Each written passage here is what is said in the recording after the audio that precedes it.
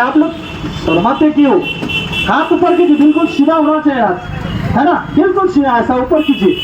प्रेम से बोलिए हरे कृष्णा हरे कृष्णा हरे कृष्णा हरे कृष्णा कृष्णा कृष्णा कृष्णा हरे हरे हरे रामा हरे रामा राम रामा हरे हरे।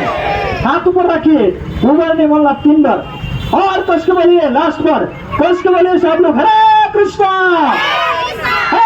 कृष्णा कृष्णा कृष्णा हरे हरे हरे रामा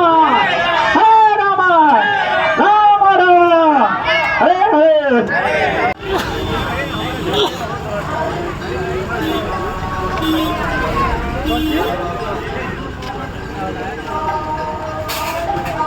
हमको मालूम है वो जाता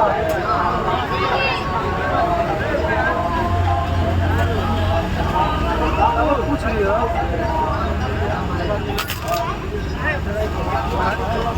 दोनों दे दीजिए, दोनों दीजिए, अब दोनों नहीं दिए, दोनों दीजिए सर, माता जी खड़ा होता है एकदम। अरे महाराज जी, अरे नारायण निकल, अरे दूध में तुम हाउस वाले ना फरवा वाले खराब हो जाए, जबरदस्ती करवा दो। हाँ मुझे पता है, देसी घी बना हुआ है।